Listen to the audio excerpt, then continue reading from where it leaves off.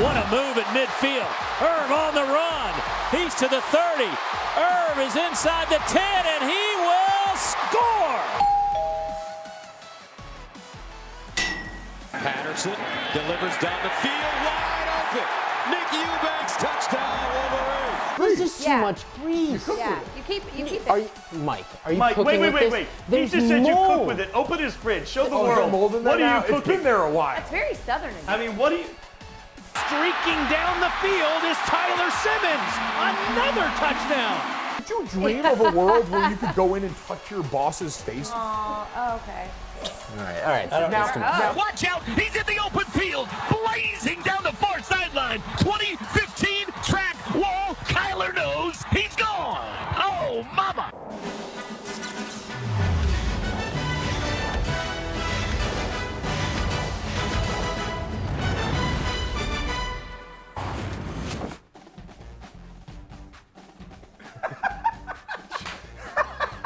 good It's night. the College Football Playoff Rankings Reaction Show. Hanging out in Mike Golic Jr.'s living room. This is amazing. He's Mike Golic Jr. I'm Jason Fitz. And our special, glorious, huge name, big time guest star, Mike Golic Sr. I got suckered into this. I was told, hey, Mike needed some toilet paper, so I brought some over here. Next thing you know, I'm sitting down doing a show. You're welcome. Yeah, it's What's going amazing. on? It's amazing how much more important errands become when you've got 12 people over here to make your house look like it's sort of your house. Like, it's very Wayne's World over here. Like, does anyone else think it's weird that this looks like Mike's living room? Only it's not Mike's living room, but it is Mike's living room, and now that's not a high. Well, I wish I had one of the signs from that show. I'd point it right now and hold it up. Speaking of mics, there's a mic over here on the side, Mike Foss hanging out with an apron on, looking dapper and dandy with a lot of food. I missed some of the intro to this food, Mike. Do we eat now or do we eat later? We eat now. I've been slaving for hours on this with the help of Hall's Kitchen. They prepared all of it for me, but I heated it up. You Good did. job. Yeah, You did. yeah, We're yeah. proud of you for Yeah. that. So I've got food. All right, there we go. I'll bring it to you guys. Because, While Yeah. he's To bringing you food, guys. we'll get to some of what you guys actually want to know right now. If you've never watched this show before, shame on you. You should. We're here every single Tuesday Wow, that from 8 almost to 9 stabbed p.m. me. Eastern, getting you caught up on everything that the committee just told us with the rankings. You can get into the conversation, hashtag rankings reaction, to be a part of it. But what in the... Come on, man. About right. I just did radio. I worked Baby hard. baby sizes for baby feet Yeah. Wow. A little and bit. baby hands. Yeah, you have baby hands. Very tiny hands. Like, You know what? It's uncomfortable. That is true. I do have small hands. Oh, thank you so much. This is where we So are the now. reason we're eating right now, in case, like Fitz said, you haven't joined us before, usually we're here to react to the newly released College Football Playoff Committee's rankings. The problem is, now, 4 rounds of rankings into this? Here's the stat that tells you everything you need to know about the top 4 in college football's playoff rankings. Through 4 weeks of the College Football Playoff Committee's rankings so far, there have been 5 different teams ranked inside the top 4. Oh, 5. Good. That is what we've been dealing with. So, number 1, Alabama, number 2, Clemson, number 3, Notre Dame, and number 4, Michigan, all holding their spots in the top 4, followed by, drumroll please, Jason. Then you get at number 5. Oh, this is shocking. Georgia. It's been number 5 for the last several weeks. Number 6, Oklahoma. Number 7, LSU. The committee still loves the 2-loss LSU team. Number 8, Washington State. Washington State coming up. Now here's the big moment. Drum roll. Number 9. Yeah. Number 9, UCF. That's right. Ohio State rounds out the top 10 at 10. So Ohio State doesn't look particularly impressive in their win. They get the win. They stick at 10. UCF boop, boop, comes up, and now they make their debut in the top 10. Mike, how do you feel about that? The first time a group of 5 has ever passed a Power 5 when both teams have won. How about that nugget? Wow. Somebody check that, make sure I'm right. I just made that up. Don't- I really may not be right about that. That kind of works on this show. Yeah, but, yeah. See, I actually think I'm right. So, listen, for the last few weeks we've been talking about, this is going to change. There's a 9% chance those 4 stay the Final 4 and whatever percent chance the 3 undefeated stay undefeated. It's looking more and more like that's going to happen. So we're going to get a lot, I know, into that. I'm a little surprised that Washington State didn't jump LSU, for whatever that would mean, again. But I was a little surprised at that. LSU, I think they played Rice, hammered Rice it was. Yeah. and Washington State put it on, and they had 55 at halftime on Arizona. I think Washington State has been looking really good. I thought they should have jumped up at least past LSU in this one. I think to that extent, Mike, this is a little bit of the committee telling us that the larger body of work, they've made up their mind. They have a good idea, a clear-cut concept in their minds of where these teams rank, because we aren't seeing massive shifts. I've expected that some weeks where, okay, if somebody looks great or somebody doesn't look great. What we're really seeing is that 1 through 7 particularly is 1 through 7. I mean, it's going to take a lot to change that. Well, the interesting one is LSU, right? Because they sit there with 2 losses, and we know, barring true chaos, they have no shot at making the playoff, especially based on who's above them. You know what they are? They're in the way. They are, but it also shows you that, that's just cosmetic. That's still, their resume is respected. That has a lot to do with Fitz, as we know, because we've been to Dallas to go through the mock college football playoff selection. Have you guys? You know what? I never heard you guys have been down there doing that. It's come up once or twice. Gosh. But going through that, you know that the rankings matter when it comes to the selection for the New Year's Six Bowls, and that's what's becoming, in my mind, the more interesting conversation, because all I want, and they're up at 9 right now, and I had to sit up here and hear from UCF fans all week because I picked Cincinnati to beat them, and spoiler alert, Cincinnati did not beat UCF. They didn't even come close. The bounce house was rocking. They're going to beat USF this week for sure. USF way too banged up, especially on the defensive side of the ball, to hang with this UCF team. And so they're going to win out, and it's still not going to jump them over LSU. So I would love to see them play LSU, which I think right now, based on some of the projections, it looks like that's one of the New Year's Six games. He just glosses over the fact that last week he adamantly and smartly said Cincinnati's going to win. So I did what anybody in my position would do. I took a smart nugget from a smart human being, and I repurposed it everywhere. Oh, you did? I ran with it. I went to radio with it. I went to our Saturday show, which, by the way, you can also see the college football show on Twitter on Saturdays from 7 to 8 p.m. Eastern with Trevor Scales and I. Went to that one and I said, look, Mike Golic Jr. says this is going to happen. Not even close, buddy. So you stuck with him. So you guys are the future of Twitter and radio, huh? Great. Not great. Yeah. Not great. Not great. I'm not the future predictions. That's By the way, What? we love, we get to read your comments scrolling in here on the show if you're watching us on Twitter. And one of the comments I just saw was, and so I'm going to do it, why has no one pointed out that Notre Dame right now owns wins over 4 of the current college football playoff committee's top 25? That's the other thing, is now we're getting to the point at the end of the year where for all of these teams, you can start to point to, all right, the top 25 wins. We remember who they were at the time, and I think there's some value in that. But for the committee, we know they're going to look at the end of the year, how it ranks up with their final top 25. Listen, and we know how it runs. Certainly you and I do, Mike, about people that are just going to destroy Notre Dame no matter what. Who have they played? This team was supposed to be good, then Notre Dame beats them, and all of a sudden they aren't any good anymore. The bottom line is this. They are 60 minutes away Saturday from being in the college playoffs. For the first team to officially, they will be in. Won't officially be in, obviously, but they're going to be in. So I would ask you, Mike, real quick. Back in 2012, when you and Jake were on the team, you guys went undefeated, played Alabama in the title game. But to get there, and that was different. It was not the 4. It was just the top 2. You guys were number 1 though and undefeated, and you went to USC, and you knew if you won that game, you were in. What is Brian Kelly going to tell this team Saturday? Because go back to what he told you, because you knew if you won, you were in, and these guys know if they win, they're in. Yeah, it's nothing you really acknowledge. We just treated it like it was the next It wasn't game. 60 minutes away and you guys are playing for the national championship or anything like that? No. Come on, you don't really. Really? Really? No. It was the next game, and that was how we approached every, I don't think good teams win by looking down the road. You're so focused on getting through the next meeting. I just wanted to get through the next film session without getting mother bleeped for screwing up the 2-minute drill that we did on Thursday. So there's a little bit more self-preservation that exists in that moment than getting to worry about. We knew that was coming. I sat in the hotel the night before the game, and I told you I cared more about just beating Southern Cal at that point because it was Southern Cal, and all I wanted to do was go out there and look at their crowd after the game and throw up that little Trojan V and then flip that thing right down. And sure as hell, I did that right after the game, and I sat in the tunnel with my buddy Braxton. We sat there and flipped it down and looked out at it one last time and said, bleep those guys, and it was awesome. So, that alone is worth something. Because, listen, I'll say it right, Notre Dame's going to smoke USC. Oh, yeah. USC is not a very good team this year. They're going to smoke them double digits easy, maybe by 20, and they're going to be in. And probably 3. It would take Michigan to just completely destroy Ohio State, completely destroy Northwestern. By the way, they only beat Northwestern by 3, and we're losing 17-0 in that game, to have any shot at jumping Notre Dame to number 3. Because let's be honest, I'd rather have Notre Dame number 3 and playing number 2 and being number 4 and playing Alabama at number 1. You're watching the college football show, rankings reaction show, whatever this thing's called. The college football playoff rankings reaction show.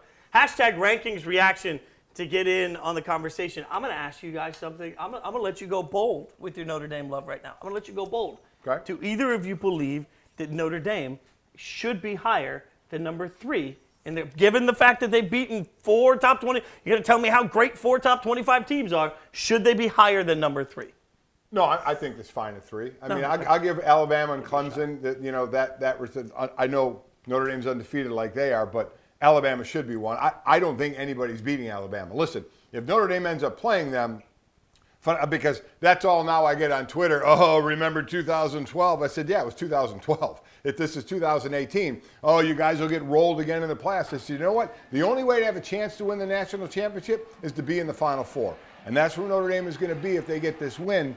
So I don't think anybody beats Alabama, but you know what? The only way you have a chance to beat them is by playing them. So we'll see. Yeah, I think the interesting point, though, is looking at Clemson, and they seem to be getting, and probably deservedly the sort of credit that Alabama gets for an eye test great team. I don't have a problem with that. Gets the benefit of experience, but I think people would point to their schedule and say, all right, Notre Dame's got wins over 4 members of the top 25, and unless I'm missing somebody that they played here, Clemson has got currently wins over 1 team, 2 teams. Do they play Pitt in this? They will play Pitt. They will. The ACC championship game. But right? Did they? I say so. If they didn't play, I don't think they play them in the regular season. So they've got they've got to win over Syracuse, and we remember in that one, Trevor Lawrence got knocked out for a lot of that game. Chase Bryant had to finish that one, so you certainly get credit for that. But that is a team whose resume on paper right now is not quite matching up to what Notre Dame has done. That's true. Yeah, I can see an argument for that. And strength of record is such an overblown stat now, but strength of record, for anybody that doesn't know, the computer is able to take in and create a mock team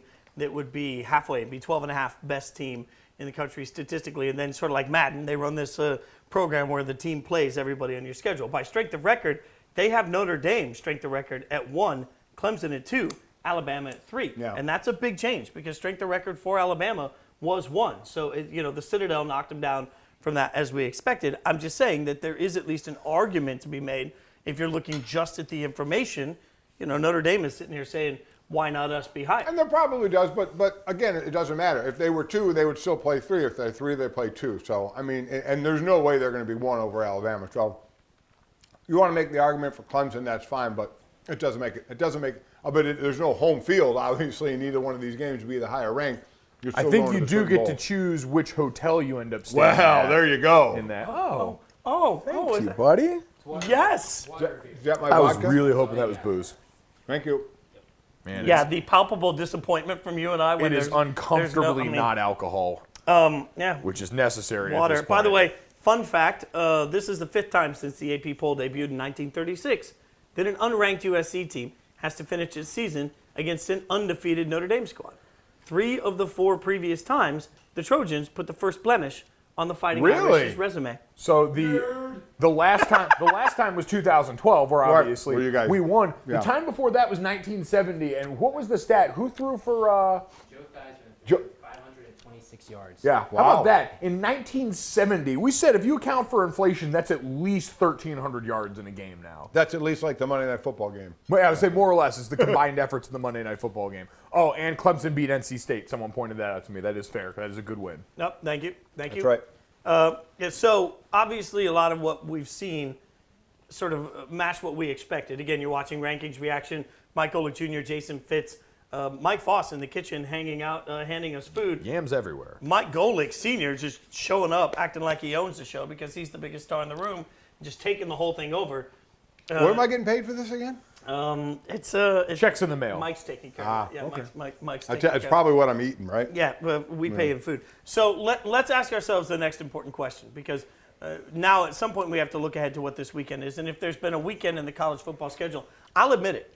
This has been a tough year for college football to give us great games that you spend all weekend looking at. It's been a tough year for us to have to do this show. That's what it's been. Like, think of the people who have to go on here. I saw poor Kirk Herbstreit before doing this from his home as well. So Kirk understands what we're going through, and he probably wants to go upstairs, take his kids to soccer practice or something, and he's got to sit here to try and find a new thing to say 4 weeks later. There's not a lot of new things to say at this point. But thankfully, this weekend at least we're playing real games again and not the Citadel. I just have to point out, Jake Golic on Twitter just said that me sitting Indian style brings him great joy. I got to keep my laptop propped up, and I want to show off my fancy socks. Well, and it's so that people don't have to see that your feet can't touch the floor. Well, yeah, my feet can't even make, like if I sit all the way back, I don't even make it to the bend. Are you on a phone book again? No, I'm not. It's just a little boy. It's a very deep couch, okay? It's a very deep. It's just a big boy couch, and I am a average height person, 5'9" and a quarter. I'll have you know, 5'9" and a quarter. Isn't that below average? No, that's perfect. You know what? I'm sorry. I shouldn't do that. There's so many. We're just getting started here. So I do want to look ahead though, because this weekend I think is the weekend that suddenly this changes. Some of the conversation has been repetitive because we haven't seen a lot of movement. But we do have rivalry week this weekend. That is going to provide some opportunities to get some answers and maybe some movement. So, you know, there's a little bit of a conversation about what the playoff picture is going to look like this weekend. Is there one matchup on rivalry week that stands out to you? I mean, Ohio State-Michigan holds the key. It's really the only game that matters, right? Like, if you're looking at this weekend, unless Ohio State beats Michigan, nothing real. I mean, I guess you could offer the same for any of them, but that one offers, the most realistic chance for an upset because you look at Clemson playing South Carolina. I don't know, Jake Bentley is good. I was beating the Deebo Samuel drum harder than most before this season. That didn't really pan out the way I expected. But we think those upsets are less likely, South Carolina and USC, than a Michigan team being upset by Ohio State potentially, correct? Right, correct. Yes. I agree with that. So that's the one that to me holds the keys. And Urban Meyer, when he's an underdog right now. Vegas, I think they're 4-point underdogs. At home. FBI has them. Urban Meyer 5-0 as home underdogs in the FPI. So take that for what it's worth. So let's play this imaginary scenario out. Michigan manages to lose to Ohio State. I don't believe that if Ohio State wins out, I don't believe that Ohio State is a playoff team. You're seeing highlights of Ohio State this season in Michigan, but some of these Ohio State games have just not passed any of the eye test. And look, Ohio State fans came after me after the Michigan State game saying I don't have any concept of what it's like to play in cold weather in East Lansing, and just sort of forgot to acknowledge the fact that they were doing that against a very bad Michigan State team. What's the excuse for last week? I mean, Maryland gave them everything they could handle, and it's inexcusable for a team that had to show style points in order to move up. Ohio State went out and did the opposite of that. They got the win, but you don't need a win that you have to have sort of an excuse for this late in the season if you're trying to make a push from 10 all the way to 4. I don't think it can happen. Well, I mean, so that was the same conversation a lot of people were having about Notre Dame in the last couple weeks, and you go out and you handle some inferior opponents, but just that, you handle them. Ohio State, it was one of the, I just showed you guys this. We're sitting here looking at the tape. It was one of the craziest things. In the first 4 offensive plays, Maryland ran the same play 2 times, both for 75-plus yard touchdowns. For an Ohio State defense that we've seen be as dominant as they were in the last couple of seasons, this unit has been a stark departure. Dwayne Haskins has been, because of this Ohio State team, sort of drowned out in the Heisman conversation in a way that is wholly unfair. He is spectacular. His numbers are spectacular. The rest of the team is not. So if you talk about Ohio State then, to your point, Jason, do you think if they win both games that they're deserving in the top 4? Do you think they get in? No. I don't either. I mean, if they do that, they would beat a number 4 in Michigan, and then they would beat a number 19 in Northwestern, give it Northwestern, give or take, where they are. Where Oklahoma right now sitting at 6. Georgia, if they lose, they're going to be out. If they win, they're going to be in. We know that. So Oklahoma, they're going to play a West Virginia team that's 13, and then probably a Texas team. Texas has to beat Kansas, and they're in, and Texas is 14. I still think Oklahoma would stay ahead of Ohio State as well. So Oklahoma is the one. Oklahoma fans need to be cheering like crazy for Ohio State because that's their ticket to get into the Final Four. You know what is crazy, though, and someone pointed this out? Ohio State would have 5 top 25 wins if they won out. Yeah. If they beat Michigan, they would be like Notre Dame, where they would have one of the best wins in the country instantly, and then they would have a chance to beat a ranked Northwestern team. And right now, who else do we still have ranked? Penn State is still ranked at this point. Right. Michigan State is no longer ranked. TCU is not ranked. Not ranked. No. Yeah, we have to remember that the committee at the end of the year. Yeah, so it'd be ranked at the time. And I don't think a lot of people understand that. Just because they beat a top 25 team at the time, the committee's going to look at where that team ended up and the circumstance around it. But the committee's not going to turn around and say, well, you beat the number 12 team in Michigan State, for example, if you beat them at the beginning of the year because it turned out they weren't any good.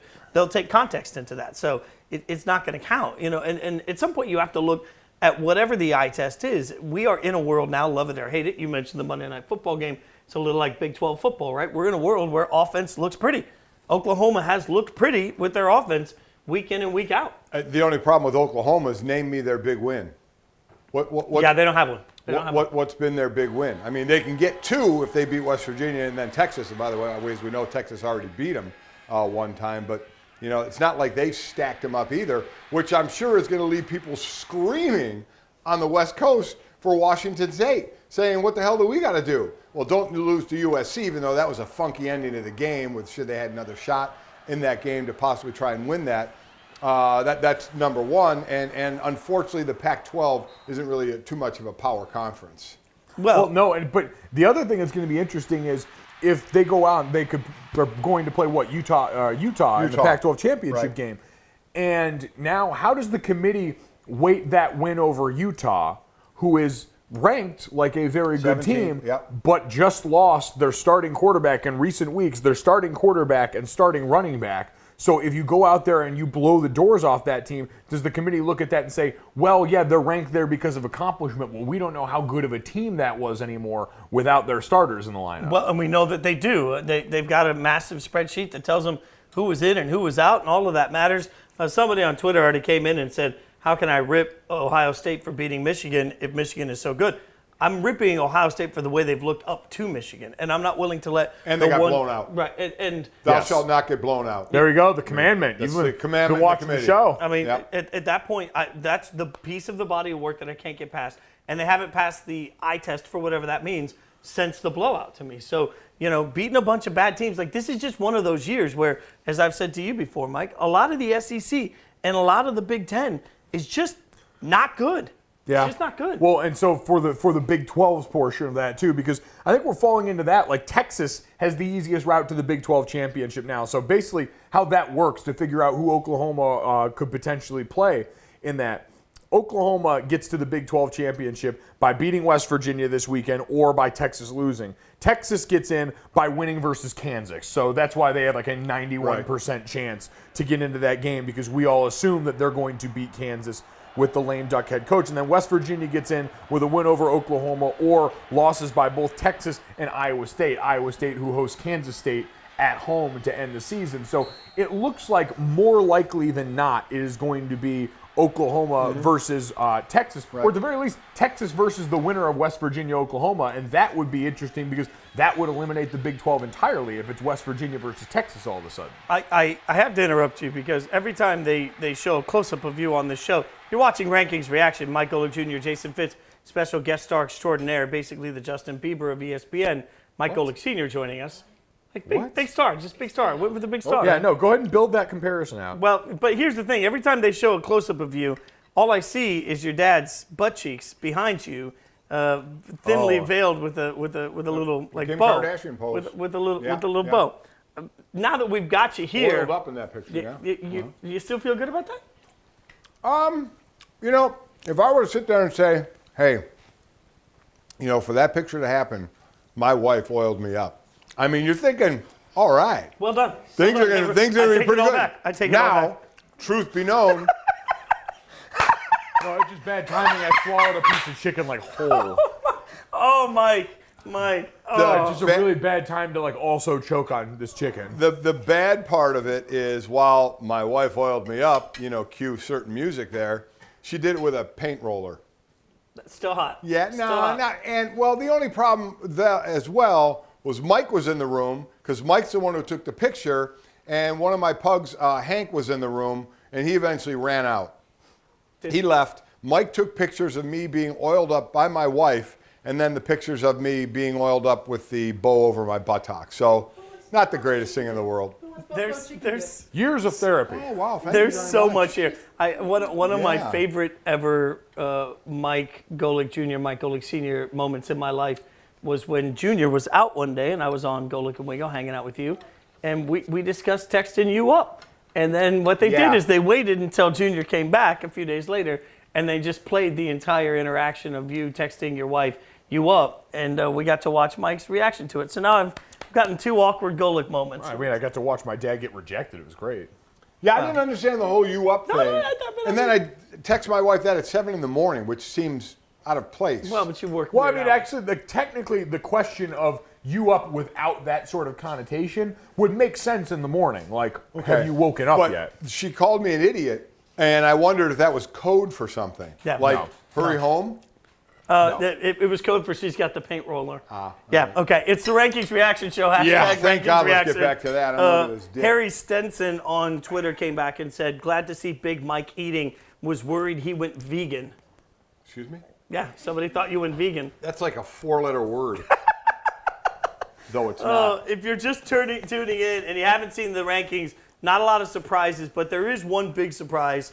Not big surprise, but there is one statement here. The committee has moved UCF up to number 9 ahead of Ohio State. UCF cracks the top 10 at number 9. It's a big deal. And it's the highest ranking for a Group of 5 team in the college football playoffs rankings, history so far. As young a history as it is, it's still impactful. And I don't know, I don't know what's good enough for UCF fans anymore. I think this idea that you should have a place in the Final Four is misguided. I think you're asking for too much given what we know is a strength of schedule that just does not match up. This is what I said this week.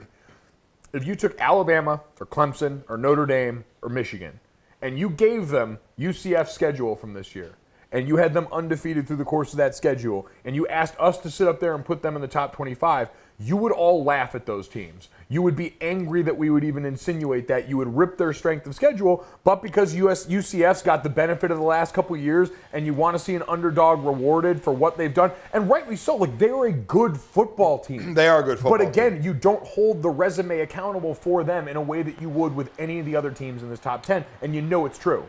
So I'm going to credit Brad Edwards and Matt Schick for this just trip down the rabbit hole. Everybody follow me here. Oh, God. Alabama, Clemson, Notre Dame win out. There's 3 of them. Northwestern wins the Big 10. Texas wins the Big 12. Washington wins the Apple Cup. UCF wins out. That gives you 3 Power 5 champions with 3+ losses. And that gives you Georgia, Michigan, Ohio State, and all with 2+ losses. Who goes in? That's your magical UCF scenario. What the hell was that again? Yeah, exactly. Yeah, say it one more time. UGA. Okay, so Northwestern wins the Big 10 championship. Yep, so you'd have a 4-loss Big 10 champion. Texas wins the Big 12. Okay. Yep. Okay. Washington wins the Apple Cup over Washington State. And UCF wins out. At that point, you have 3 Power 5 champions, all with 3 or more losses. All right? And you have UGA, Michigan, Ohio State, and Washington State, all non-champs with 2 losses. They would put Georgia in. In that scenario, you think Georgia goes in? Provided Georgia doesn't get flat out embarrassed. Provided in the they make SEC. it a game and don't get dumped 29-0 like LSU Georgia, did. they would put Georgia in the I would first agree spot. with that. 100%. I would agree. 100 out of 100 If you start throwing in there that they get blown out now, that'll add to it. UCF is not getting in. And every time I say that, UCF fans want to get mad at me. I want UCF to be in a playoff to show what they can do. That's why I want this to go to 8. I want this thing at 8, and I think eventually it will happen. It'll be some years down the road. That's the way, in my opinion, a Group of 5 gets in, a UCF gets in, and then because you know what, Mike, we were players. I mean, you just want to test it on the field. So last year they don't get in and they beat Auburn, and then they do that, and everybody is still like, well, Auburn was disappointed because they lost and they weren't playing. We've seen big schools go to bowl games and not play as hard. And this year, will they say that about LSU if they play UCF? I want to see those players who are busting their humps on the field and haven't lost a game to get a chance against the big boys in a tournament. And it will only happen when we get to 8. Well, and I want to see their athletic department schedule tougher games. And I get wait, that's not fair. No, listen, and I get right now for UCF that is going to be even more difficult because what top 10 team is going to want to put them on the schedule? 100%. I 100% agree with that. 100% an issue, but these schedules are also made a long time down the road, and so you've got to kind of gamble. I mean, hell, you look at a lot of these teams, and most of them, when they build out these schedules and they build out the non-conference portion of it, some years you're Ohio State and you get on a win on the road against Oklahoma, and it's unbelievable. And other years you're Ohio State and you get a win over TCU that ends up not meaning a whole lot of squat. So, like, that's just the sort of roll of the dice you have here, and that's one of the things that these Group of 5 teams, Houston almost had it a couple of years ago when Greg Ward was the quarterback for that. Was it Greg Ward? Greg Ward the third? When he was the quarterback of that team, and you had that dominant win early in the season, right? And you got that momentum built up. That was the closest. If that team had finished the year going undefeated, that would have been one we had a serious conversation about, because you need a splash win like that to legitimize it early on, right. Or else you end up starting off the year with, SC State and games against UConn and all these other teams that aren't going to do anything for your cause. In fairness, though, I will say right now, if UCF texts anybody to get on their schedule, they're going to get a new phone. Who dis? Like, nobody is going to take that UCF game. There's no advantage to a there's none. Penn State They're or in a horrible Oklahoma. position right now. now. Yeah, there's horrible no position. reason to take that. And I will say, as much as we talk about UCF, we just want them to have a chance in an eight-game playoff. Let's remember that if the committee sticks to the best 8 in an 8-game playoff, last year UCF finished number 12. Right. Right now they're number 9. So even an 8-game expansion wouldn't guarantee UCF the opportunity to play in a playoff. That's the fail in the system. It wouldn't right now, but there's a few games to go, and they're sitting in the number 9 slot. They would have a great shot to get in. But to your point, last year was the same thing, and they wouldn't have got in if there were 8. But at least it's a better chance than if there's 4. It is Right. a better chance. In all seriousness, though, when I bring up strength of schedule, people are like, well, like you said, you can only win the games on your schedule, and you can only control that. Do you not see, like, there's an advantage to playing these lesser teams? Like, physically, as the season goes along, your body's going to be holding up a lot better. Just the mental and drama of going through a week preparing for teams that you know aren't as good as you on the schedule, which I get. You can say that for Alabama about a lot of the teams they play, but we understand that's a level up from this, right? Like, I'm not crazy in thinking that's a decided advantage. Well, one of the things they have talked about, the committee has made very clear, is that when they look at the schedule, they don't just look at the games you played. They look at where you played them, who you played the week before, what was the environment going into it. What did that home field advantage mean? They look at all of that when they look at these games, and rightfully so, because that's context. Context is all we. If I'm going to ask you as a former NFL player, if I'm going to ask you to tell me who the 4 best teams are in the NFL today, I don't want you to read a bunch of stats and tell me. I want you to watch it and use your best opinion on full context. I'm a big believer in watching in the eye test. I trust my eyes. If I were one of those 13 in the room, certainly you look at strength of schedule. I get all that. But I am a film junkie. So when I played, I watched film and obviously played against teams. And when I analyze games, and even, now I watch games. I am a big proponent of watching a team and feeling how they are and seeing how they are and thinking what they would do against another team. That's kind of human nature, too, that goes on. I think this team would beat this team if they played on the field. Hell, everybody does that. By the way, #rankings reaction to get in the show. To get into the conversation, we're being asked what we're eating. I don't know. I got like 1 spoonful of mac and cheese. Everybody else got the. Let's call it turkey. But no. That's okay. Mike Foss, what are we? Is this a Cornish hen? What delightful things are we eating? Yes, I prepared a Cornish game hen for. A Cornish game hen. Yes. Where did you prepare this hen from? Hall's Kitchen. Yeah. Yeah. No, really Yeah. top-notch stuff.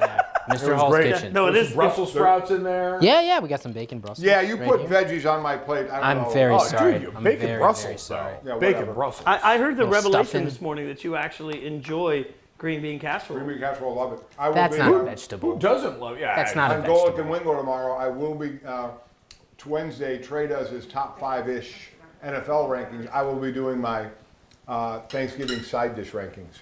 Oh, okay. Yeah. We're going to get into a little of that heat tonight. We're going to steal that Okay. from you guys. And, You do that. And do that. If you're just tuning in, Mike Golic Jr., Jason Fitz, and the always incredible, amazing superstar that is Mike Golic Sr. Wow. joining us. Basically the Elvis of the party. Where do you keep I went pulling from Bieber to Elvis. I'm just mixing it Bieber? I up. don't understand. Like, I'm mixing it up. Is Superstar. someone feeding you these awful ones? Superstar. He's a superstar. So, I'm just giving superstar. Right? Mike, why don't you listen to this guy a little more? I'm your father. A little You respect. almost said I'm your son. I know. Earlier today you called me dad, and now you almost called yourself my son. Are you Yeah. okay? Do No. I need to put you in a home? Maybe. All right, so every week Mike goes on and on and on about Notre Dame, but we have a fun little graphic. So I'm gonna see if we can get Mike's confidence meter, confidence rating going up here. I don't know. I'm throwing that up. Can we? Can we? Look at this. Oh, look, Mike's confidence in Notre Dame. On a scale of 1 to 100. It's over 9,000. 9,000. Wow. Wow. And what is that on your head? What's that like? It's something we drew ourselves. Yep. You got fire? Perfectly original. I have a No. problem with that entire screen. Are you ready to guarantee victory for Saturday? Oh yeah. I can guarantee victory all I want too. That's the great part about not playing in the game. Guarantee I have double the utmost digit. confidence in Guarantee these a guys. double-digit win. in Okay, this so game. let me spin this forward, okay, for everybody that's hearing that, and you're super stoked, and Notre Dame's going to go to the playoff if they win. It's fine. All right, fine. junior, senior. Yeah. What's your level of confidence in, let's say, right now if the playoffs started, they'd be the 3 seed. Right. What's your level of confidence in Notre Dame v. Clemson? My level of confidence would be good.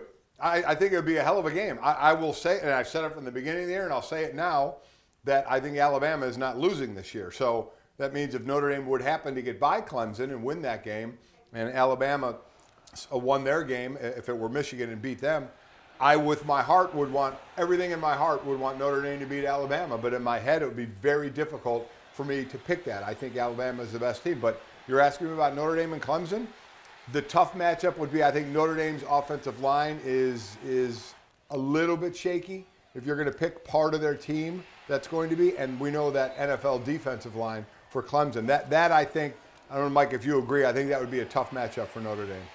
That'd be a difficult portion of it, certainly, but I think conversely, like Clemson's offensive line versus Notre Dame's defensive line, I don't think that's a matchup that really line works. isn't great shakes. I'm with you. No, because both of these teams kind of run the ball in the same way, where there's a lot of opportunities. And I'll give Notre Dame's line credit. They moved some guys around. Aaron Banks is in there at left guard now. They've created a better unit, I think, through the middle portion of the year. And I got to give the coaches credit for that. I mean, putting Ian Book in 3 games in when you're undefeated is already a big move. Having the wherewithal to say, all right, we think we can upgrade the offensive line, moving some bodies around tough. too. That's tough when you, as you well know, those 5 got to be in unison, and to be switching that around, one had to do by injury with Alex Bars, I guess. I mean, you look earlier in the year, Georgia's lost to LSU. A lot of people, I remember David Pollock was sitting up there before that game and said Georgia's getting ready because of injury to trot out 2 true freshman offensive linemen at guard. Against LSU's defensive front, that's something that's going to directly affect Fromm and Fields when those guys were back there in that game. So that's another thing. Like, we always think of the committee being cognizant in terms of quarterback injury. Like, I hope they're just as cognizant of injuries like that directly affect the quarterback. Let me go back to Clemson for a second. Since their 4-point win over Syracuse, they beat Wake by 60, NC State by 34, Florida State by 49, Louisville by more math than I can do, Boston College by 20.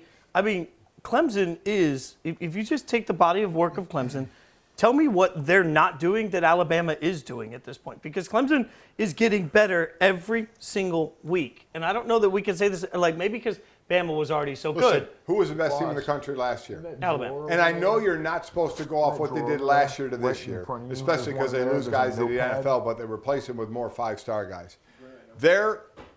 They deserve to be number 1 right now, coming into this year, and they now have a quarterback.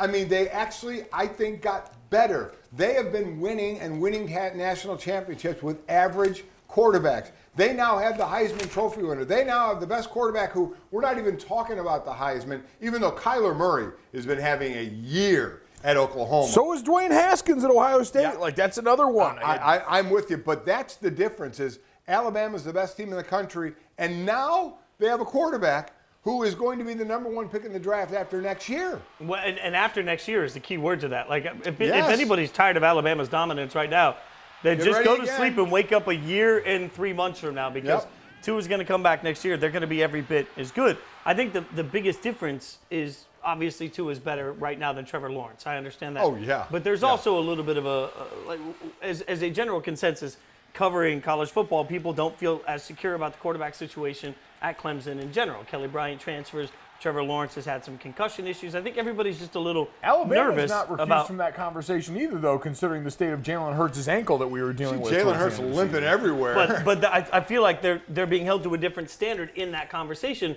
because Alabama just gets so much benefit of the doubt. I wonder if we're sleeping on Clemson. They do. You know what? And you know what that is? That's human nature. The committee can sit there and say, we're not supposed to think about last year. We're only supposed to think about this year. But I think they do it with UCF, and I think they do with Alabama, and I think they do with other teams as well. I just think that's human nature. It just comes into your mind.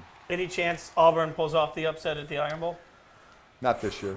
I just don't think Auburn's good enough this year, no.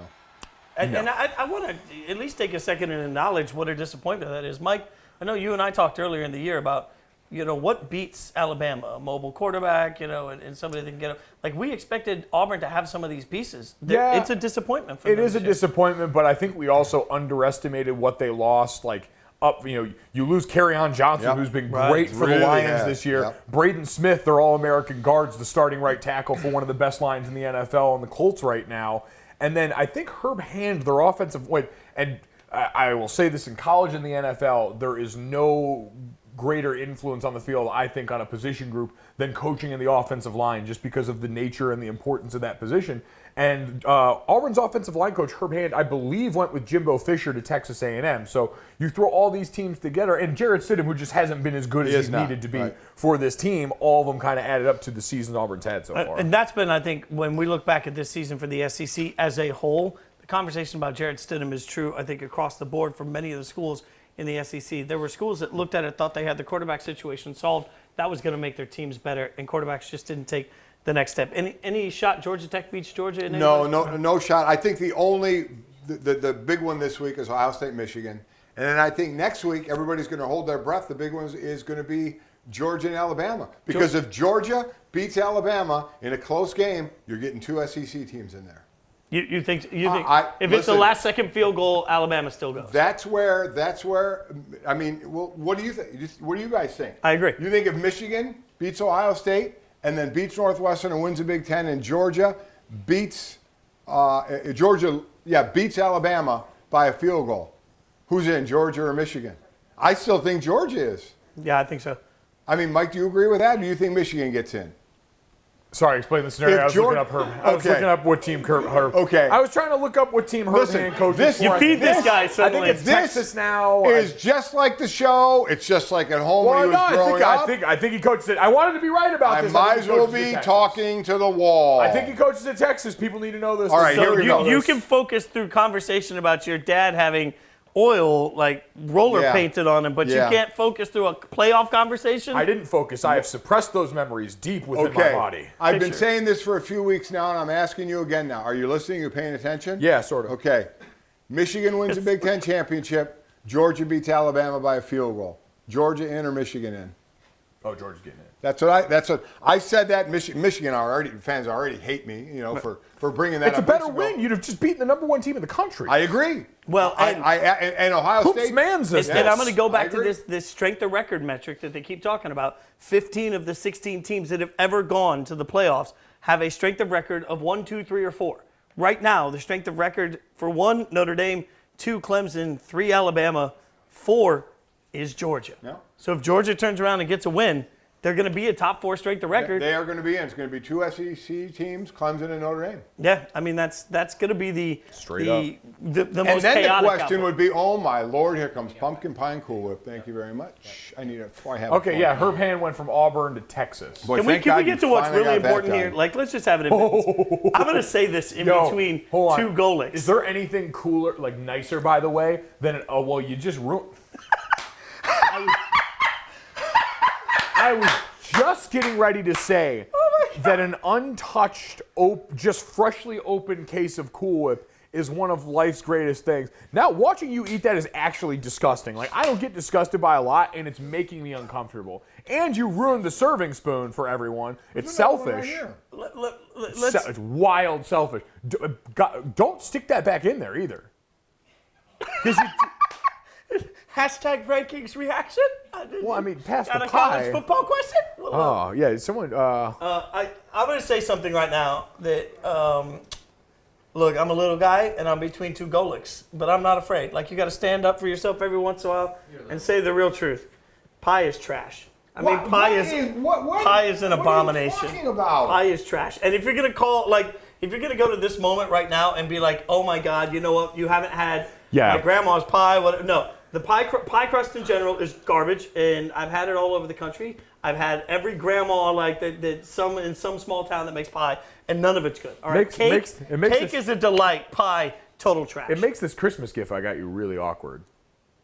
It's pie time. Well, pie time. Well, That's really nice. I'd have pie time. Like, you could come over to the apartment and make pie while I eat cake. Have you tried pies? Yes. And you just don't like them? But no, here's- no pies. None. No pie. But no like pie. not even pumpkin pie. No, I don't want pumpkin pie. The only pie that I'll take is No, pie see, you that sound like has- the kid that says, I don't like this, and you've never actually tried it. And when people call you on it, you just say, no, I've tried it one time, and I didn't like it. Mike, I ate raw horse in Japan. I think I've had a pumpkin pie, okay? Wow, all right. Thanks for, wow, you know what? That's where you went? I'm an adventurous eater. What? Yeah, what does that have to do with pie? Well, like a just saying, gateway I'm an drug. adventurous eater. I'll eat anything, so why wouldn't I try pie? You haven't eaten humble pie, that's for sure. Yeah, well, you know what? Here's the thing. The only pie that I would accept would be key lime pie because it's on a graham cracker crust. key lime pie. Graham cracker crust is not a pie. So, if you want to make a graham cracker crust. What? Here, Tom. Are you also going to say that cheesecake is cake? Because Well, it's it's not. certainly not Cheesecake, pie. cheesecake is more pie than it is cake. It's its own food group. Like hot dogs are their own food group. No, hot dogs are I sandwiches. don't get any Cool Whip. No, hot dogs are sandwiches. Cool. Cool Whip is for people that eat I don't pie. get any Cool Whip. All right, it's hashtag rankings reaction. I don't know what's Cool Whip happening is right cool. now. I just know Golics are eating all sorts of food around me, and I got this. That's what I got. Got a little chicken wang. I got a chicken wang. They got a third of a chicken each. You know what? Yeah, take back the reins on this one, Fitz. I'm going Come to take on. back the reins and go to one of my favorite segments usually that we do. However, I feel bad now doing it with your dad sitting next to us because I don't think your mom liked it very much last week. She mentioned it wasn't very nice. It's time to find out who's receding from the playoff Talking picture. about Mike's hair. Who's receding? Thanks. I'm sure no one got that. Oh, see, there's the graphic. Wait, see, receding Oh my from God. the playoff picture. Who is receding? That's cuffing season, Mike, right there. He Holy is cuddly smokes. and he is ready to take you in those warm winter months. You know how the squirrels have the nuts And he in their pays teeth? for dinner. Mike has squirrels in his cheek. It's very lumberjacky. So who's receding from the playoff picture? And I'm going to go with the surprising answer in this, given our conversations that we've been having tonight. But I honestly think Oklahoma, by no fault of their own, is receding from the playoff picture because they can't pick up the quality wins they could have because of the West Virginia loss. Think of it this way. If West Virginia had won last week, they'd be playing as a top 10 team this week for the right to play again for the Big 12 championship game. If that's a good game, I've been saying forever, if Oklahoma can play West Virginia and have 2 straight good games out of it, they can find their way with 2 quality wins into the playoff. Now, they're getting a West Virginia team that's 13th according to the committee, and if they win that, they're likely to get Texas in the Big 12 championship game. That's not enough in my mind to vault them up to 4, so they are now receding from the playoff picture. Well, through no fault of their own, because we just talked Correct. about Oklahoma is one of the teams that was in the playoff last year. Oklahoma is one of those teams that gets the benefit of the doubt because Kyler Murray is a Heisman Trophy winner in any other season.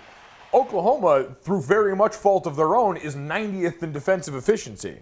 I believe that's the right number. That's not good. 95th in defensive Oh, that's efficiency better. in the country. They're second in offensive efficiency. They're great there, but they can't stop a cold. Like that's their fault. So when you give up, I want to make sure I get this stat right because it is insane. Oklahoma has allowed at least 40 points in each of its last 3 games. Yeah, that's not good. Like you can't make a living like But that. they're the first team in a very long time to win those 3 straight games, giving up. Oh, no, 40 points. listen, they're doing impressive things offensively, but again, when you compare that to Clemson, who you just talked about is routing people, Alabama, who has not faced the juggernaut schedule of usual, but is routing people, that's the standard.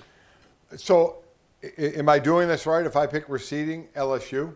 LSU has no shot to move up anymore. like that, yeah. None. They can only get past. So they can only go one way, and it's the same way as Mike's hairline. Oh, look at that. Dad got Making dig a in there, too. comeback. Dad got, okay, Making a comeback.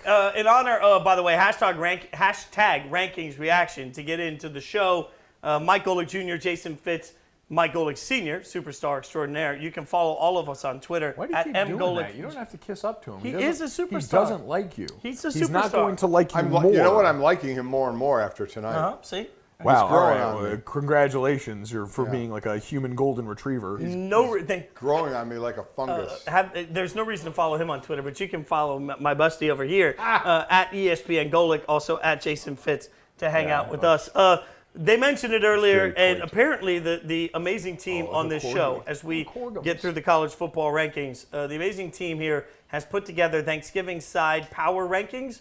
This excludes Turkey. We were given no say in this. They have put together a graphic that will tell us the best Thanksgiving sides. Okay. And then we have been told to discuss it. Coming in at number 1, stuffing, according to Absolutely, positively agree with that. Wow, that's you're good with stuffing. Number 2, green bean casserole. Wow. Okay. I think I like that, depending on what I see at 3 and 4. Yeah, we got to wait and see how the rest of this shakes out. I don't even know what's in play. We have been giving 3? none of this info. That was where I may have gone 2. I may have gone mashed potatoes 2 and green bean casserole 3. Okay. What do I have at 4? Sweet potatoes. Don't like sweet potatoes. What? Don't like them.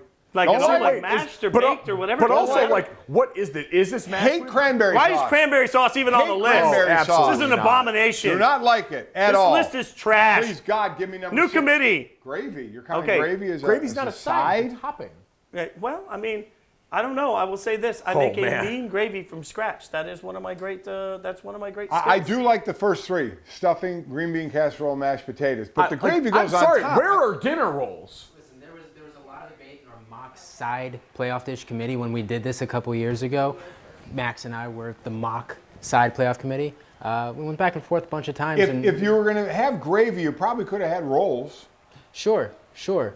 See, we prefer to just drink. Also, so you're telling you guys are telling me. I was going to say, so alcohol's not up there. Mac and cheese isn't up there. Yeah, I'd like alcohol. Yes, as a side. Yeah. Well, I guess again, main, based off of your fridge. Wait. Can we just get back to like we're missing something here? A lot of Coors Lattes in there. What are we missing? A lot of Coors It's not that we're Exclusively. missing an item. It's the thought of if you walk in and there's turkey, show you the and liquor the cabinet, only too. thing I'm with the classy, turkey all right? is stuffing. Yeah. You're happy? If it's turkey and just stuffing. If I can only have one side dish, it will be stuffing, without question. Not even close. Over mashed potatoes? There is also the cultural divide of calling it stuffing or dressing too, which is a whole separate issue. True. Yeah. That's always a lecture I get online. So there's a lot to unpack there if we want to dive into that. Which I know We don't. We absolutely do not. Which one of you guys is are you making Thanksgiving dinner or is your mom making Thanksgiving dinner? We're going over a neighbor's house. Am I making Thanksgiving dinner? I just found out you're not supposed to wash your cutlery, all right? Like, I found out you're not supposed to dishwash your cutlery today. Okay. You think I'm making Thanksgiving dinner? Not cutlery, like your fine knives. What do you mean by Your carving knife. There's not a fine knife in this house. Look at this. That's a killing knife. Yeah. That's for murder. Yeah. You've left a lot of DNA on it. I'm just Shut your mouth! I'm going to go back to if you walk into Thanksgiving dinner, they hand you a plate and there's only 2 things on it: turkey and stuffing, because that was the number 1 ranking. Yeah. Here. You're content? Yeah. Yes. No. If you can only If you have got a one good side, what would be moist your side? Mashed potatoes. Okay. Oh. Mashed potatoes got to be number 1. But they're both kind of starchy and solid. They tie everything together. I am very happy with 1, 2, and 3 there. I feel like sweet potatoes and cranberries have to be up there because it's Thanksgiving, Well, and I don't like either of them. This is the thing. Yams I don't like. Go ahead. What? Someone should talk. What? Well, I was trying to talk, and then he starts yammering about Well, yams. wait a minute. I was talking before, and you weren't even listening to me. Girls, That talk was fight. about You're football. both pretty. Holy smoke. And then you find out info about something we didn't even care about. I'm sure people in Texas care about Herb Hand. I got- don't no, understand. probably not. I don't understand why you can't like sweet potatoes, but you love pumpkin pie. Yeah. It's the same. It's the same family. Well, and I'd say that's Pumpkin pie and sweet potatoes? Dude, are you gonna start an argument with the sweet potato pie people? Oh yeah, sweet potato pie is totally different than pumpkin You're not pie. gonna like what happens with that. They're both trash. I mean, pie's trash. Chocolate cream pie? But here's the thing too, like with sweet potatoes, the first thing I think of is dessert. I think sweet potato casserole. Yeah. Brown sugar, Oh, marshmallows. a little brown sugar, marshmallows on top. Yeah, it's not. I mean, sweet potato casserole, that's the one that takes it to the next level. I would endorse that being up there. Also, I feel like dessert was underserved up there. Was I drunk? Was pumpkin pie not up there? You might be drunk, but no, pumpkin pie was not up there. So we didn't have pumpkin pie up there. Yeah. Which Pumpkin? is sort of wild. Pumpkin. Pumpkin? Pumpkin. Hashtag rankings P-U-N-K-I-N. reaction, by the way, to Pumpkin. get in on this. It's pumpkin pie. So the biggest issue though is cranberry sauce. That stuff has no place. Yeah. Like, have you ever met someone who likes it? Does mom like it? Is she the only I person I know? think your mother loves yams and cranberries and cranberry sauce. She likes that stuff, yeah. I do not. Which one makes the best leftover? Stuffing? All of them together. You take all of them together and you wrap it. I don't in- know if stuffing's as good the sandwich. second day. No, not Oh, in the sandwich. it's delicious. What you do is you take all of the leftovers together and you wrap it either in like a crescent roll and make like a little pouch for it, or you wrap it in phyllo dough and you have like a little like Thanksgiving Oh, bite. you mean like a sandwich? No, that's not a sandwich. It's a sandwich. You just said put meat and stuff in bread. That's Yeah. a sandwich. So meat inside of bread. I'm talking about you Sandwich. Neanderthals. It's a sandwich. This is hashtag rankings reaction. And by the way, It's a sandwich. We got Blake over here yelling about the fact we're talking too much about food. Hey, Blake, go back to the beginning and watch the last 50 minutes if you really have that All right, problem. No. We'll get off your high horse. We'll get Blake the rundown. Alabama 1, Clemson 2, Notre Dame 3, Michigan 4, Georgia 5, Oklahoma 6. None of that's going to change this weekend. I love that. Come on, Blake. Are going to win. We can. You're caught up, Blake. Now let's argue about mashed potatoes. What's great is so Alabama is stuffing, Clemson was green bean casserole, Thanks for Notre everyone Dame was tuning in, by mashed the way. potatoes, and Michigan was the sweet potatoes. They were okay. I like putting the teams to the food. Oh, okay. Kind of enjoy that. You can steal that in Yeah. the morning on Golic and Wingo if you want. I like the Wizard of Oz. Do you like it? Okay, so I don't even put butter on the stuffing. That's a suggestion. You put butter on anything, man. All right, listen, this is a cholesterol-based household. Yeah. No. Oh, okay. So Butter's a side dish. good. This is what we deal with. I almost took it to the place we don't need to go. We need to say the thing. So the other say the thing. I'm gonna get us back on track. Go ahead. Here's what we got. We decided, in honor of the fact that there are several days of football this weekend that are worth watching, that it would be beneficial reminding everybody that Friday's games: Oklahoma, West Virginia, Washington, Washington State, UCF, South Florida, Texas, Kansas, Houston, Memphis. Ed Oliver is going to play. Yes, he's going to in play that game. Yep. And I'm just telling you, we've covered on the Saturday show. Memphis, their running back is sick, ridiculous. Right. So it's going to be a really good matchup. So they thought it might be beneficial to help everybody out by giving some tricks on how to avoid family to watch football on both Thursday and Friday. Mike, you're the savvy veteran. Do you have any tricks on how to avoid your family? Tricks. Yeah. It is any household I'm in has the TV on. There are no tricks. The only thing when we go to a neighbor's house that they have to understand I'm going to do, when I'm done eating, I'm going to unbuckle my pants. There's They're going to be your first unbuckled. mistake. Wearing pants that have a buckle or a button. That's true. That is true. I may have to Elastic change- waistbands, homeboy. But pants are unbuckled, You guys just and I'm keep laying on the floor. So he's leaving. You're Yeah, leaving? you keep talking. I got a present for Mike. I'm getting I thought you Mike's had to go to the present. bathroom or something. I'm getting a present. You keep talking, Mike. I don't have any tricks because everywhere we go, the TV is Well, on. no, but see, we're different. Is we're not in a position where we're dealing with family that we don't want to deal with in Right. this environment. A lot of people, this is the time of year where What is that? I figure we do so many great things together. you want me to get And inside of this with you. we're gonna work together on Thursday on guys Thanksgiving are- Day. you guys We're are- gonna do Golic and Can you Wingo guys wear together. that Thursday? We're gonna do Golic and Wingo together. So I thought maybe in honor of that, tandem Christmas sweater. Oh my God, you guys are tools. Is this not an American treasure? I don't care what anybody says. Oh my I was getting God! poked by the nose. Did you? What? Is there an extra one? Yeah, looks like there's an extra one. I think that's just an extra one. Wow, look at Oh, it's that. an extra button for on here. Yeah. It's an extra button. Oh, yeah. thought it See, was a nose, too. this is That good. is, yeah, That's something. it's something. Can we hold hands under this or no? Is that too far? Yeah, it's absolutely too far. Okay, that's too Please do not do that. You're right in a great position to hug him. I know you're a hugger. No, He's also a you're heck just of a hugging yourself. snuggle that's, buddy. That's weird. Yeah. Go Yeah. ahead. So you were saying football on Thursdays and Yeah, Fridays. we will never put So ourselves football. in a position on a Thanksgiving to be around people we don't want to be around, quite honestly. That's the first rule of thumb, Nah. right? Yeah, If you have to, pull a hammy. pull a hamstring in the flag football game. Pretend that in an accident, or pretend that you were injured and you lost the powers of speech during Right. that time period. Right. So just My dad actually tore his hamstring one Thanksgiving. I don't think it was to miss family. I think he's just out of shape. he just took playing flag football or something. Yeah, no. So, Foss family tradition is we kick field goals because we all played soccer in college. So after that, we always tie. No one can go past the 65-yard line or 65-yard field goal kick. So we race. And One of you made a Wait a 65-yard minute. field goal. You guys are making 65-yard field goals? oh yeah, crushing them. Wait, Like- with a football or a soccer ball? No, with a football. With a football. So we'll make So 65 you kicked the 65-yard field goal. Yeah. But you're sitting here Yeah. with the ugly apron on Wait a minute. and not Yeah. playing Is in the there NFL. any Series of life- documentation Did at you all? fail a drug Oh yeah, test? yeah.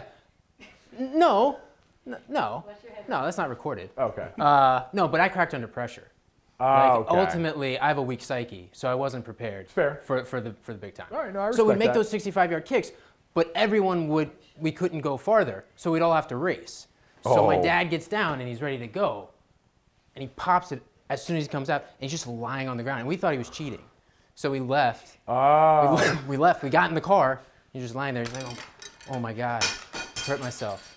Yeah. Can we Wow, go so he back for popped a it out of the minute? gate. Yeah, How yeah. many of you are kicking 60? When you said we're all kicking Yeah. 60, 3 of us. so 3 of you Yeah. are making 65-yard field goals. And there's not one NFL kicker in your family. Is there any video Look of at the us. ball being kicked Look at and us. going through the uprights? Yeah. Yeah. There is. Yeah, we'll pull Show it it up. to me because I don't believe you. You Absolutely. say look at us like looking at an NFL kicker is somehow more impressive than you. I get puckered up when Thank the you. Raiders try a 40-yard field goal because I don't trust their kicker to make it. And you're telling me you just flippantly kick 65-yarders for fun? Yeah. Yeah, I'm calling shenanigans. We'll go out. We'll go out. Let's You're go full. out. Like a On Thursday. 65-yard field goal. Yeah, but again, like it's on. There's no one else out there. It's just one guy. Anybody can do it. Anybody cannot do that. Anyone That can is- do it. That is not It's true. not. It's not that hard. It's all technique. Put it on the poll, Guillermo. Yeah, there you go. I don't think we It's all have technique. Twitter polls on the Twitter show. It's hashtag rankings reaction to get in the conversation real quick before we get out of here. There's a projected bowl schedule. So I'm going to give you, I'll list the bowl out. You tell me your level of hype, 1 to 10 for the game, okay? Okay. Cotton Bowl, Alabama versus Michigan right now. Oh, how can you? Any of the top 4 games? How can you? I mean, Michigan, the defense, the way they're playing in that offense. of Getting Alabama, Chase yeah. Winovich, though, potentially out for the Ohio State game, monitoring his health going forward, Right. going to be huge because that's a guy, forget like when they were missing Rashawn Gary before, Chase Winovich, big energy guy for that defense. Okay. Okay, so let's go to the Orange Bowl, Clemson v. Notre Dame. Obviously, I think it's an excellent matchup. Two very similar Yeah, teams. agreed. Okay, so now we get to the other ones that right now everybody's jockeying for position. This is why the rest of the top 12 particularly matters. A lot of money at stake for big games. Sugar Bowl, projected right now, would be Oklahoma versus Georgia. I mean, you got 5 and 6 right now. How great would that be? Rematch of last year's Right. semifinal Exactly game, too, right. the one that featured Baker Mayfield and company jumping out to an early lead before Georgia came storming And Georgia back. having 2 backs again, like they did last year. Also a big moment for Kyler Murray on a big stage Yeah. to go out and show what he can do. You know what would against be Georgia. awesome, too, is going into that game, if you're Oklahoma and you win and you know you're going to be in that, it gives you the chance at some sort of watch party to scream, I want Holyfield. Oh, boy. Rose Bowl, Ohio State versus Washington State. Come on. The two kind of nothing? forgottens. Everyone's Yeah. kind That of was put kinda funny. Ohio State aside unless they kid can plays beat for Michigan here because they got blown out against Purdue and they're skating by in wins. In Washington State, the forgotten Pac-12.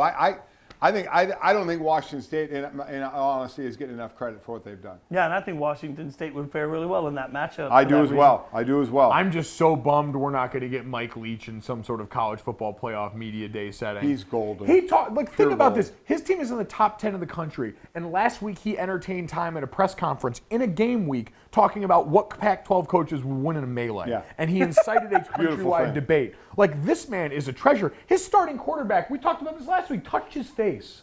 Like, what kind of relationship do you have with your players where he touched Put the his mustache face and it was on him, okay?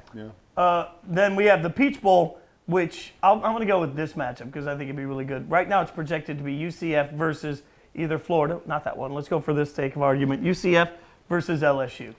I mean, LSU is athlete central. I mean, now they looked awful, obviously, against Alabama, but it's the secondary prize for UCF because they're not in the tournament or the Final Four. And last year they took care of business by beating Auburn. And this year, I'm sure if they're not going to be in the Final Four. Give us one of the big boys, and we'll prove it in a bowl game. So more power to them for it.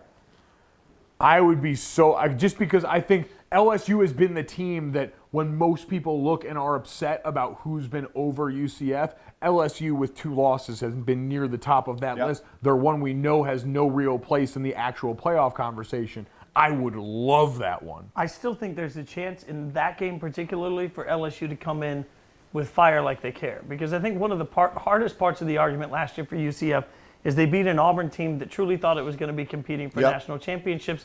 then it didn't get to do that. Right. They went into that bowl game just checked out. Yeah, and LSU has known for a while now that they have no shot. Right. And Ed Orgeron is not the kind of coach that lets you sleepwalk through a scenario like that. That would be, that'd be far and away the best defense UCF has faced. I mean, even last year, when you talk about Auburn from last year, I think still looking at the athletes on this defense, it'd be right up there.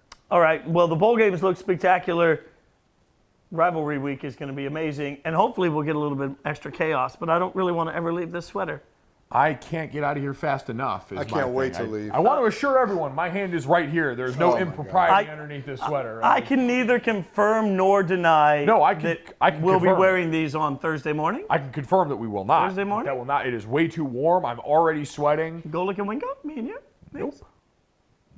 All right, follow him on Twitter at ESPN Golic. Check him out tomorrow morning on Golic and Wingo, where he gives his actual Thanksgiving side rankings. Yes, I do. Rankings, yes. It's going to be spectacular. Mike Golic Jr., I'm Jason Fitz. Mike Foss, Max Kelly in the back. A huge team here that makes this show happen. Thank you guys for checking us out. Be back next week from 8 to 9 for the Rankings Reaction Show every single Tuesday on Twitter.